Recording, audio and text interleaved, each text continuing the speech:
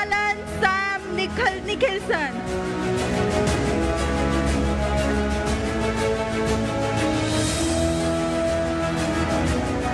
Praise the Lord. கர்த்தருடைய பெரிதான நாமத்துக்காக ஸ்தோத்திரம் உண்டாவதாக. நான் இருப்பதும் நிர்மூலமாகாது இருப்பதும் கர்த்தருடைய பெரிதான கிருபைன்னு சொல்லிட்டு நிறைய பேர் சொல்லியிருக்கிறாங்க. அது என்னங்கிற அந்த மீனிங் புரியாத ஒரு காலம், ஒரு 4-5 வருஷத்துக்கு முன்னாடிலாம் சொல்கிறாங்க, என்னென்னு தெரியாமல் அப்படியே முழிச்சிக்கிட்டு இருந்தேன். ஆனால் அது வாழ்க்கையிலேயே நடக்கும்போது தான் தெரியுது அதோட மகிமை என்னன்ட்டு. நான் 10th வரைக்கும் நல்லா படிச்சுட்டு இருந்தேன். 10th அப்புறமாட்டு எனக்கு கம்ப்யூட்டர் ஃபீல்டில் ரொம்ப இன்ட்ரெஸ்ட் இருந்தது. வீட்டில் எல்லாரும் வலுக்கட்டாயத்தில் பயாலஜி குரூப் தான் படிக்கணும், டாக்டர் தான் பண்ணணும் அப்படின்னு சொல்லிட்டு ஒரு கம்பல்ஷனில் அப்படியே தள்ளி விட்டாங்க. முடிச்சுட்டு 11th 12th சுத்தமாக படிக்கலை. இன்ஃபேக்ட் சொல்லணும்னா 12th ஃபெயில் ஆகி திருப்பி அதை இன்னொரு அட்டெம்ப்ட் எழுதி அதை கிளியர் பண்ணி எல்லாம் முடிச்சிட்டு இருக்கிற டைமில் இங்கேயே மெடிக்கல் சீட் பார்த்துருந்தாங்க. ஆனால் எனக்கு இங்கே படிக்கிறதுக்கு இஷ்டம் கிடையாது. வெளியே போயிட்டு உங்களுக்கு எம்பிபிஎஸ் பண்ணணுன்னா நான் இங்கே இல்லை, வெளியே எங்கேயாச்சும் நான் போய் பண்ணிக்கிறேன் அப்படின்னு சொல்லிட்டு பேசும்போது அப்போது ஒரு பிரச்சனை வந்துச்சு. நீட் இருந்தால் தான் ஃபாரினுக்கும் போக முடியும் அப்படிங்கிற மாதிரி. அந்த சுச்சுவேஷன்லேயும் மனம் தளர்ந்து போயிருந்த டைமில் ப்ரேயர், அம்மா எப்போவுமே உட்காந்து ப்ரேயர் பண்ணிகிட்டு இருந்ததில் கடைசி ஒரு சின்ன ஒரு ஆப்ஷன் கிடச்சி, இந்த வருஷம் நீட் வேண்டாம், அடுத்த வருஷத்துலேருந்து நீட் நீங்கள் கன்சிடர் பண்ணிக்கோங்க அப்ராட் போகிறதுக்கும் அப்படிங்கிற ஒரு நியூஸ் வந்துச்சு. சரி, ஓகே. அதை கேட்டோன்னே ரொம்ப ஒரு சந்தோஷம் எல்லாருக்குமே. ஃபஸ்ட் இயர் அட்மிஷன் போட்டாங்க. இஷ்டமே இல்லாமல் தான் போனேன். எல்லாருக்கும் தெரியும் வீட்டிலே நல்லா சுற்றி எடுத்து இருந்துட்டு வெளியே போகும்போது எவ்வளோ கஷ்டமாக இருக்குன்ட்டு. ஃபஸ்ட்டு போன புதுசில் யார்ட்டையும் அவ்வளோ பேச மாட்டேன். வீட்டில் இருந்து வெளியே எங்கேயா சுற்றி எடுத்து இருந்தால் தானே நமக்கு பேசி பழக்கம் இருக்கும்.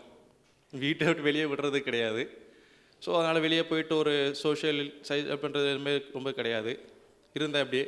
ஃபஸ்ட் இயர் கிளாஸஸ் போக ஸ்டார்ட் பண்ண புதுசில் ஃப்ரெண்ட்ஸும் யாரும் அவ்வளோவா இல்லை, யார்கிட்டையும் அவ்வளோவா கான்டாக்டும் கிடையாது. கிளாஸ் டீச்சர்ஸ் அதுக்கு மேலே ஒவ்வொரு நாளும் கிளாஸ் பிரேக் டைம்லாம் ஃபோன் பண்ணி வீட்டில் அழதான் செஞ்சேன் நான். டீச்சர்ஸ் ஒவ்வொருத்தரும் பண்ணுறது, ஏன்னா மற்ற எல்லாரும் நார்த் இண்டியன்ஸு, அவங்க ஃப்ரெண்ட்ஷிப் கூட அவங்கவுங்க நல்லா இருப்பாங்க. நம்மளோட சவுத் பீப்புள் என்னோடய குரூப்பில் இருந்தது நான் ஒருத்தன் மட்டும்தான், யாருமே கிடையாது. ஸோ ஒரு தனியாக இருந்த ஒரு சுச்சுவேஷன் தான். கிளாஸ் டீச்சர்ஸ், ரஷ்யன் டீச்சர் வந்து என்ன ரொம்ப அழ வச்சாங்க. அங்கே ரஷ்யன் வந்து ரொம்ப இம்பார்ட்டன்ட். ஸோ அவங்க வந்து ரஷ்யன் டீச்சர் கிளாஸில் வந்து எல்லாமே நம்ம பேச்சு வழக்கில் பேசுகிறது வந்து கணக்கில் எடுக்க மாட்டாங்க. நமக்கு தமிழ் கிளாஸில் எப்படி நம்ம இருப்போமோ எல்லாத்துக்கும் கிராமரோட பேசணுங்கிற மாதிரி நம்ம தமிழ் கிளாஸில் எப்படி பேசுவோம் அதே மாதிரி ரஷ்யன்லேயும் கிராமரோட கிளாஸில் பேசணும். வெளியே நீ எப்படினாலும் பேசிக்கோ, கிளாஸில் கிராமர் பேச அப்படிங்கிற போது என்ன டீச்சர் ரொம்ப பாயிண்ட் பண்ணி ரொம்ப என்ன நீ இப்படி பண்ணணும் அப்படி பண்ணணும் அப்படின்னு சொல்லிட்டு ரொம்ப பண்ணாங்க. அந்த டைமில் எனக்கு ஃப்ரெண்ட்ஸுங்கிற சப்போர்ட் யாருமே இல்லை, அவ்வளோதான் செஞ்சேன். அப்போ ஃபஸ்ட் இயர் முடிஞ்சு வெளியே வந்துட்டு ஊருக்கு வந்துட்டு திருப்பி ரிட்டன் செகண்ட் இயர் போனதுக்கு நமக்கு எல்லாருக்கும் தெரியும், ஒரு வருஷம் ஒரு இடத்துல இருந்ததுக்கப்புறம் நமக்கு ஒரு அசால்ட் வந்துடும், நம்ம இடம் தானே, நம்ம தெரிஞ்சது தானே, பார்த்துக்கலாம் அப்படின்ட்டு. செகண்ட் இயரில் நிறையா கிளாஸ் கட் அடித்தேன். அதுக்கு மெயின் ரீசன் கேம்னு சொல்லிட்டு ரொம்ப உட்காந்து விளையாட ஆரம்பித்தேன். நைட் உட்காந்து விடிய விளையாட ஆரம்பிச்சு நைட் மார்னிங் 8 o'clock கிளாஸ் இருக்கும். 8 o'clock கிளாஸ் போக முடியாமல் தூங்கி அந்த கிளாஸஸ்லாம் மிஸ் பண்ணி அது ஒரு பெரிய பிளாக் மார்க் ஆகி எல்லாம் வந்துச்சு. So main subjects 2-3 subjects second இயரோட ஃபர்ஸ்ட் செமஸ்டரில் இருந்துச்சு. அதில் எல்லா சப்ஜெக்டும் ஒரு 3 சப்ஜெக்டில் ஃபெயில் ஆனேன். திருப்பி ஒரு 2 சப்ஜெக்ட் கிளியர் பண்ணேன். ஒரு சப்ஜெக்ட் கடைசி வரைக்கும் பெண்டிங்லேயே போயிட்டு இருந்தது. அந்த டைமில் தான் கோவிடும் வந்துச்சு. 2020 மார்ச் டைமில் கோவிட் வந்து ஸோ அப்படியே ஃபுல் அண்ட் ஃபுல் ஆன்லைன் கிளாஸாக மாறிடுச்சு. எல்லா சப்ஜெக்ட்டும் கிளியர் பண்ணி அப்படியெல்லாம் முடிஞ்சு செகண்ட் இயரும் கிளியர் ஆயிடுச்சு. ஆனால் அந்த ஒரு பெண்டிங் சப்ஜெக்ட் மட்டும் கிளியர் பண்ணுறதுக்கு வழியே இல்லை. கிளியர் பண்ணுறதுக்கு யாரும் எதுவும் ஐடியா எதுவும் சொல்லவும் இல்லை. எக்ஸாம் எப்போங்கிறது யாருக்குமே தெரியாது. ஸோ எல்லாம் முடிஞ்சு செகண்ட் இயரும் முடிஞ்சு ஓகே நமக்கு வந்த கண்டம் முடிஞ்சிருச்சு அப்படின்னு சொல்லிட்டு சந்தோஷப்பட்டுட்டு இருக்கிற டைமில் தேர்ட் இயர் கிளாஸஸ் நடக்குது. ஆன்லைன் கிளாஸில் இங்கே ஊரில் வச்சு நடந்துட்டு இருந்துச்சு. அந்த தேர்ட் இயர் எக்ஸாம்ஸ் 2 எக்ஸாம் முடிஞ்சு 3ஆவது எக்ஸாமுக்கு முன்னாடி இந்த மாதிரி பெண்டிங் சப்ஜெக்ட்ஸ் இருக்கிறவங்க எல்லாரும் அந்த சப்ஜெக்ட் கிளியர் பண்ணால் தான் மேலே கிளாஸஸ் கண்டினியூ பண்ண முடியும் அப்படிங்கிற ஒரு சுச்சுவேஷன் கொண்டு வந்துட்டாங்க. அந்த எக்ஸாம் ஆன்லைனில் வச்சுட்டு அதில் என்னால் முடிஞ்ச அளவுக்கு நான் ஆன்சர் பண்ணேன். எல்லாரும் முடிஞ்ச அளவுக்கு நான் எல்லாத்துக்கும் கரெக்டாக பண்ணேன்னு நினைக்கிறேன். பட் இருந்தாலும் எதுவுமே சொல்லாமல் கட் பண்ணிட்டு போயிட்டாங்க. சரி ஓகேன்னு விட்டாச்சு. ஒரு 1 month கழிச்சு தான் தெரியுது அந்த எக்ஸாமில் ஃபெயில் ஆயிருக்கேன்ட்டு. ஃபெயில் ஆகி திருப்பி டிசம்பர் 1ஆம் தேதி அஃபிஷியலாக சொல்கிறாங்க உங்களை வந்து யூனிவர்சிட்டியில் இருந்து நாங்கள் எக்ஸ்பீல் பண்ணுறோம். எக்ஸ்பீல் பண்ணிட்டாங்கன்னா நம்ம அந்த யூனிவர்சிட்டியில் படிக்க முடியாது, 1 இயர் ட்ராப் எடுத்து படிக்கிற மாதிரி இருக்கும். ஸோ இப்போ நான் செகண்ட் இயர் சப்ஜெக்ட் பெண்டிங்கிறனால திருப்பி நான் செகண்ட் இயர் ஃபஸ்ட்லேருந்து படிக்கிற மாதிரி இருக்கும். நான் already third year classes attend பண்ணிட்டு இருக்கிறேன், செகண்ட் இயர் கிளாஸஸ் அட்டன் பண்ண முடியாது. ஸோ டைமும் ரொம்ப போயிருச்சு, ரீஅட்மிஷன் பண்ண முடியாது, செகண்ட் இயருக்கு போக முடியாது அப்படின்ட்டாங்க. ஸோ இந்த ஒரு வருஷம் வெயிட் பண்ணி அப்புறம் உங்களுக்கு 2வது செகண்ட் இயரில் அட்மிஷன் பண்ணலாம் அப்படிங்கிற அப்போங்கும்போது 2 வருஷம் ட்ராப் இருந்துச்சு. ட்ராப் ஆகுங்கிற ஒரு நிலைமை. Second year third year, so third year இல்லாமல் ஃபஸ்ட் இயர் முடிச்சு டேட்டா செகண்ட் இயர் 2 வருஷம் ட்ராப் ஆகிற ஒரு கண்டிஷன் இருந்தது. ஸோ எல்லாருமே ஒரு வருத்தத்தில் தான் இருந்தோம் அந்த டைமில். கிளாஸஸ் எதுவும் இல்லாமல் வீடு, என் சொந்த வீடே நரகமான நிலைமை. அதெல்லாம் அந்த டைமில் ரொம்ப கஷ்டப்பட்டு வீட்டில் சாப்பிடவும் முடியாமல் சும்மா டிவி பார்த்தாலும் அதுக்கு ஒவ்வொரு பிரச்சனை, ஒவ்வொரு சண்டை, ஒவ்வொரு திட்டு எல்லாம் வாங்கிக்கிட்டு ஒவ்வொரு பிரச்சனையும் பார்த்துக்கிட்டு இருக்க டைமில் நமக்கு அழை தான் செஞ்சோம். ஒவ்வொரு நாளும் திருப்பி எங்கெங்கெல்லாமோ அட்மிஷன் ட்ரை பண்ணோம், கண்டினியூ பண்ணுறதுக்கு இயர் ட்ராப் எதுவும் இல்லாமல் கண்டினியூ பண்ணுறதுக்கு ட்ரை பண்ணோம், கிடைக்கல. தானியேல் காரியமாக ஜெயங்கும் போது தானியேலுக்கு எவ்வளவோ பிரச்சனை வந்துச்சுங்கிறது எல்லாருமே வாசிச்சிருப்போம் பைபிளில். அந்த பிரச்சனையிலையும் ஆண்டவரை விடாமல் பிடிச்சிருந்தா 3 வேளை ஜெபம் பண்ணார். ஸோ அவருக்கு வந்து எல்லாருக்குமே ஆண்டவர் ஜெயத்தை தான் கட்டளிட்டு இருந்தார். அதே மாதிரி ஒன்று, நீ 3 நேரம் ஜெபம் பண்ணு, டெய்லி 3 நேரம் ஜெபம் பண்ணு அப்படின்னு சொல்லி சொன்னாங்க. நான் அப்போ அந்த டைமில் அசால்ட்டாக இருந்தேன், ஒன்றுமே தெரியல. ஏன்னா அந்த டைமில் ஜெபங்கிறது ரொம்ப கிடையாது. வாழ்க்கையில் ஒரு சில அடிபட்டதுக்காக மட்டும் எல்லாருக்கும் உணர்வு வந்து நம்ம அந்த இது பிடிச்சி போவோம். அதே மாதிரி அப்படியே இருந்தேன். ஸோ அந்த 3 நாள் ஜபத்தை ஒரு ஏதோ டைம் பாஸுக்கு பண்ணுற மாதிரி அசால்ட்டாக பண்ணிகிட்டு இருந்தேன். முழு மனசாக எதுவும் இல்லை, சரி பண்ணணுமே அப்படிங்கிற கடமைக்கு பண்ண மாதிரி பண்ணிகிட்டு இருந்தேன். அப்புறம் ஒரு நாள் ரொம்ப அப்புறமாட்டுமே எந்த ஒரு ரிசல்ட்டும் வந்த மாதிரி இல்லை. சரி ஓகே, இனிமேல் ஃபுல் அண்ட் ஃபுல் நம்ம வந்து என்ன பைபிள் கிளாஸஸ்க்குலாம் அனுப்புலுங்க பார்த்தாங்க. பைபிள் கோச்சிங் சென்னையில் போட்டு அங்கே ஒரு வருஷம் பார்த்துக்கிட்டோம், அதுக்கப்புறமாட்டு நம்மளை வந்து திருப்பி எங்கேயாச்சும் அட்மிஷன் கிடச்சுன்னா கண்டினியூ பண்ணட்டும் அப்படிங்கிற மாதிரிலாம் பிளான் பண்ணாங்க. ஆனால் ஆண்டவர் சொன்ன ஒரே வார்த்தை, உனக்கு எந்த ஒரு வருஷம் ட்ராப்பும் இருக்காது, எந்த ஒரு நீ 6 வருஷம் தான் உனக்கு. எங்களுக்கு ரஷ்யாவில் 6 வருஷம் கோர்ஸு, 6 வருஷம் தான் உனக்கு. முன்ன பின்னே எதுவுமே கிடையாது. 5 வருஷத்துலையும் படித்து முடிக்க முடியாது, 6 வருஷமும் கிடையாது, 7 வருஷமும் கிடையாது. உனக்கு 6 வருஷம் தான் உனக்கு அப்படிங்கிற மாதிரி சொல்லி விட்டாங்க. சரி ஓகே, என்ன தான் நடக்குன்னு பார்ப்போம் அப்படின்னு இருக்கும் போது சரி எல்லாமே பண்ணிட்டு கொஞ்சம் ப்ரேயரில் எப்படி இன்வால்வ் ஆகி ஞானஸ்நானம் எடுக்கிறதுக்கு டிசைட் பண்ணேன். ஞானஸ்நானம் எடுக்கிறதுக்கு கிளாஸஸ்லாம் நடந்துட்டுருக்கு. அங்கிள் வந்து இப்படி பண்ணணும், டான்ஸ்லாம் எப்படி இருக்கும் அப்படிங்கிறதெல்லாம் சொல்லி கொடுத்துட்டு இருந்தாங்க. அப்போ ஒரு நாள் ரொம்ப வீட்டில் பிரச்சனை ஆகி எல்லாம் இது பண்ணுறவங்க ஒரு நாள் நைட் உட்காந்து அழுதேன். எனக்கு மட்டும் ஏன் இப்படி, எனக்கு இந்த இதுக்கு எந்த ஒரு சொல்யூஷனுமே கிடைக்காதா, இவ்வளோ தானா என்னோட கெரியர், இவ்வளோ தானா அப்படிங்கிற மாதிரி நினச்சிட்டு இருக்க டைமில் ஒரு நாள் அழுதேன். அடுத்த நாள் கால் வருது, உங்களுக்கு வந்து ரஷ்யாவிலேருந்து அர்மேனியாங்கிற ஒரு கண்ட்ரியில் உங்களுக்கு ட்ரான்ஸ்ஃபர் பண்ணி உங்களுக்கு அட்மிஷன் பண்ணுறோம், உங்களோட கோர்ஸுக்கு எந்த ஒரு பிரச்சனையும் இருக்காது, நீங்கள் கண்டினியூ பண்ணலாம், 4th இயரில் உங்களை ரஷ்யாவுக்குள்ளே எடுக்கிறோம் அப்படிங்கிற மாதிரி ஒரு ஆள் பேசினார் எங்களோட. நான் இப்போ ரீசெண்டாக பாஸ் அவுட் ஆன யூனிவர்சிட்டியோட டீன் பேசுகிறார் அந்த மாதிரி. சரின்னு சொல்லிட்டு அதை நம்பிட்டு போயிட்டோம். அட்மிஷன் பண்ணி 3rd இயரோட கிளாஸஸ் எல்லாம் ஆன்லைனில் முடிஞ்சு எல்லாம் போகுது. 4th இயருக்கு கிளாஸஸ் போகணுங்கிற இந்த டைமில் அப்போவும் நாங்கள் ப்ரேயர் பண்ணுறோம், போகணுமா, ஏன்னா புது கண்ட்ரி போயிட்டு திருப்பி வர முடியாதுனா பிரச்சனை ஆயிரும் அப்படிங்கிற மாதிரி பண்ணிட்டு பேசிகிட்டு இருக்கும்போது அப்பவும் ப்ரேயரில் சொன்னோம், உனக்கு போக வேண்டிய அவசியம் இல்லை, ஆனாலும் நீ உன்னோட விசுவாசத்தில் ஓடு அப்படிங்கிற மாதிரி சொன்னாங்க. போனோம். 4th இயர் அங்கே போயிட்டு ஒரு செமஸ்டர் தான் ஆயிருக்கும், அந்த யூனிவர்சிட்டியை இழுத்து மூடிட்டாங்க. ஏன்னு கேட்டால் அந்த யூனிவர்சிட்டியில் காசு கொடுத்தா என்னாலும் பண்ணுவானுங்களாம். எங்களுக்கு பண்ணதெல்லாம் அஃபிஷியல் எல்லாம் பண்ணிட்டு இருந்தது, அங்கே பிளாக்லேயே நிறைய பண்ணிருப்பாங்களோ. இப்போ நீங்கள் ஊருக்கு அங்கே இங்கேருந்து போகாமல் அங்கே உங்களுக்கு காசு கொடுத்தே நிறைய மாதிரி அந்த மாதிரி ஏமாத்து வேலைகள் நிறைய பண்ணிட்டு இருப்பாங்களோ. யூனிவர்சிட்டி கேஸ் கொடுத்து கம்ப்ளைண்ட் பண்ணி இழுத்து மூடிட்டாங்க ஃபுல்லாகவே. அப்போவும் மறுபடியும் நடு ரோட்டில் நின்ன மாதிரி ஒரு situation 4th year first semester முடியும் போது.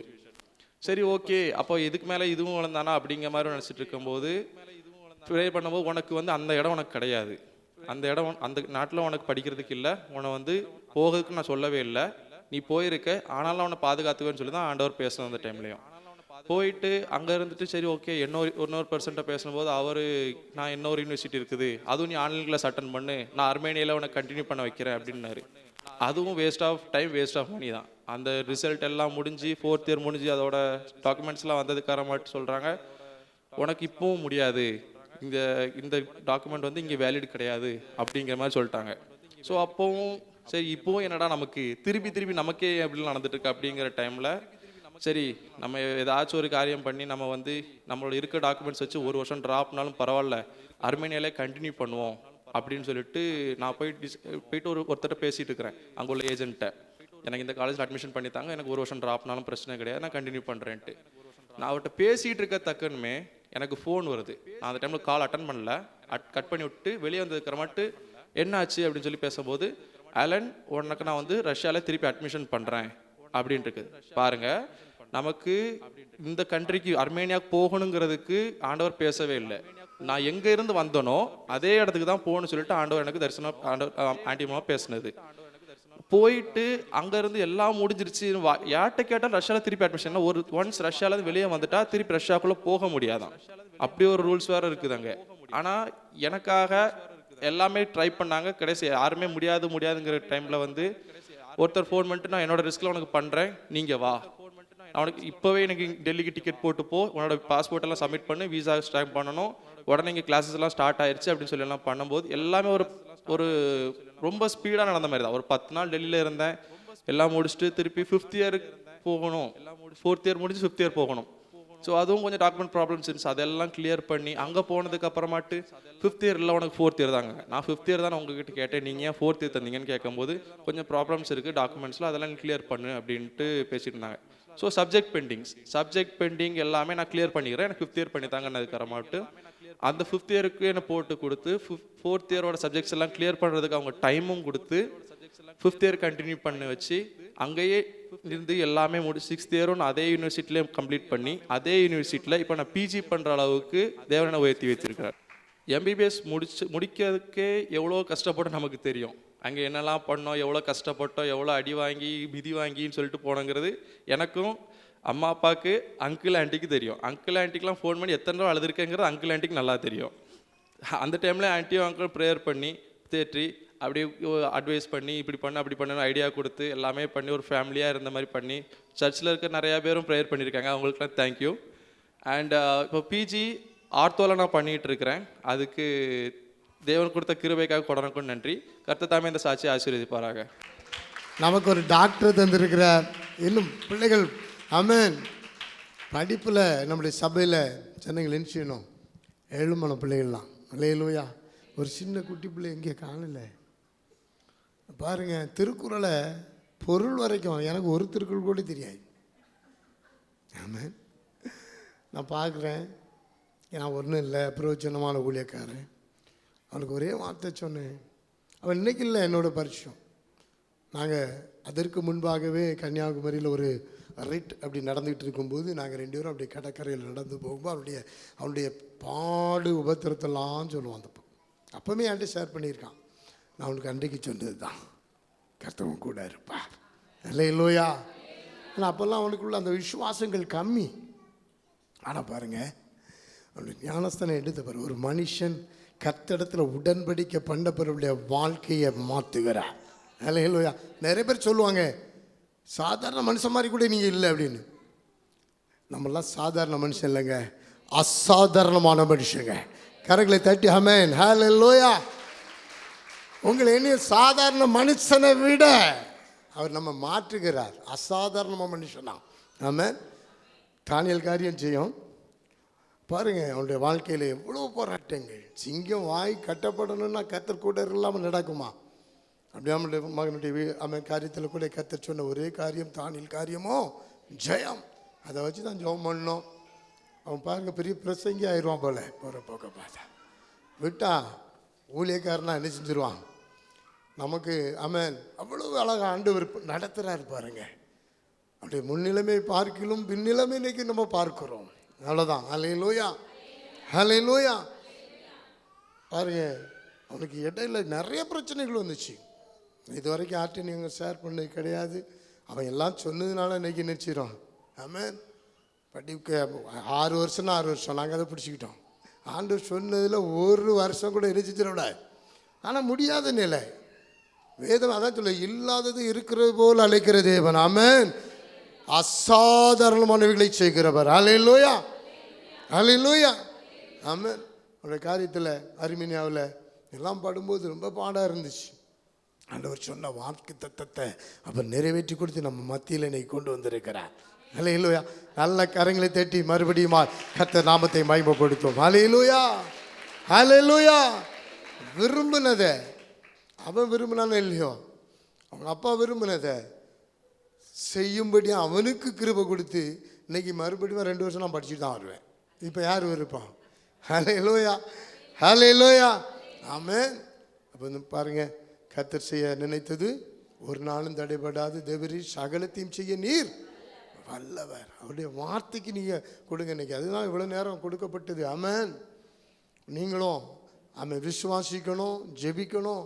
கர்த்தர் நிச்சயமாக அவங்கள நிச்சயவார், ஆசீர்வதிப்பார், பெருக பண்ணுவார். பிள்ளைகள்லாம் படிப்பு காரியங்கள் எல்லாம் வளர்ந்து இந்த சபையில் இருந்து ஆமென் ஒரு எழுப்புதல் எதில் தான் வரணும்?